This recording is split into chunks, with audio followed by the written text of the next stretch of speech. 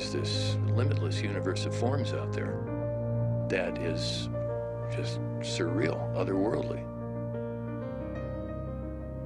sculptural, architectural, insanely, ridiculously beautiful.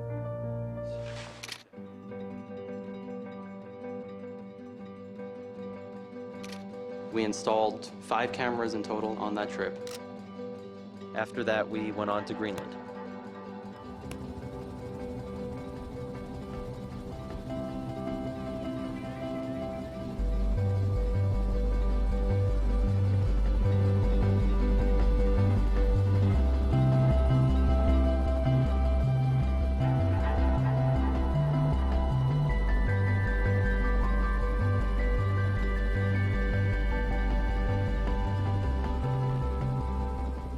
When glaciers break these gigantic icebergs off into the ocean, it's called calving, C-A-L-V-I-N-G.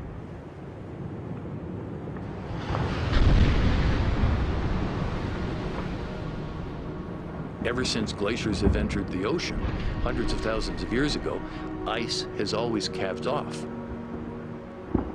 But what we're seeing now is the Greenland ice sheet thinning out. You know, Richard Avedon and Irving Penn had found endless variation and endless beauty and endless magic in those faces. And, you know, you feel they're crumbling into these tiny little blocks of ice going off into the ocean. It's crazy. By looking at the chemistry of the ice, we can learn about past temperature, and by looking at the air, we can actually measure the carbon dioxide content. And one of the things that we learn is that past temperature and carbon dioxide vary together. They go up together, they go down together. And over the last 800,000 years or so, atmospheric carbon dioxide was never higher than about 280 parts per million, until we started adding carbon dioxide to the atmosphere. And now it's about 390 parts per million. And that's about 40% higher than it was when carbon dioxide was only varying for natural reasons. But now we're headed for 500 parts per million or more. That pace is 100 to 1,000 times greater than the pace at which things have changed by themselves, naturally. In 1984, the glacier was down there, 11 miles away. And today, it's back here, receded 11 miles. The glacier is retreating, but it's also thinning at the same time. It's like air being let out of a balloon. You can see what's called the trim line. It's the high water mark of the glacier in 1984. That vertical change is the height of the Empire State Building.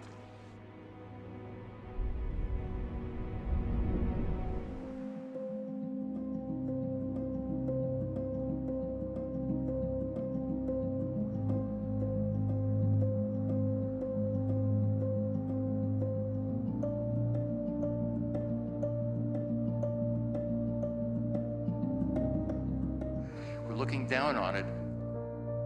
Now we turn on our time lapse.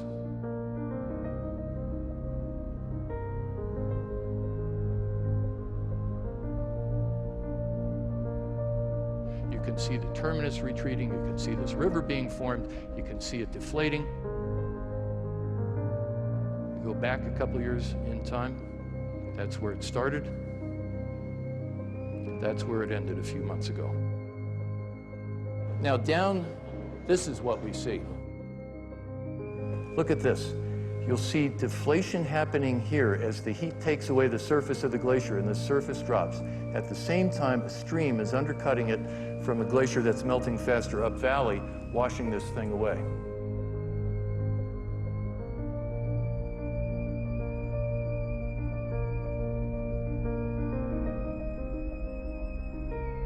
The vast majority of glaciers in the world are retreating. Here's another time-lapse shot of Columbia. And everybody says, well, don't they advance in the wintertime? No, it was retreating through the winter because it's an unhealthy glacier. We realized it was retreating so far, we had to turn the camera upstream to follow the retreat.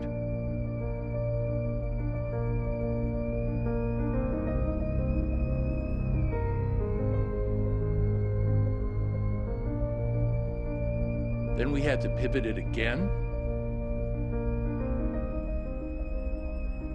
And then, when we went back this past August, it was so far out of frame, we had to turn the camera one more time so we could still see the glacier.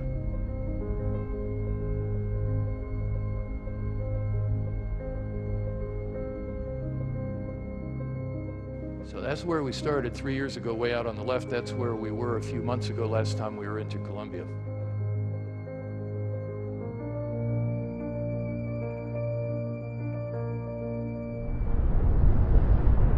The only way that you can really try to put it into scale with human reference is if you imagine Manhattan. And all of a sudden, all of those buildings just start to rumble and quake and peel off and just fall over and roll around.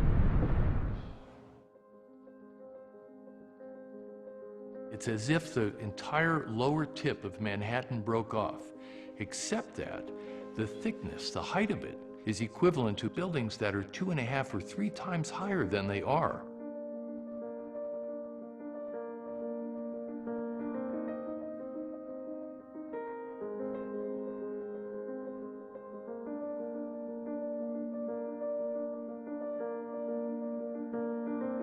That's a magical, miraculous, horrible, scary thing.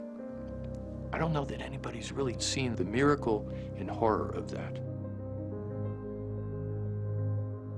It took 100 years for it to retreat 8 miles from 1900 to 2000. From 2000 to 2010, it retreated 9 miles. So in 10 years, it retreated more than it had in the previous 100.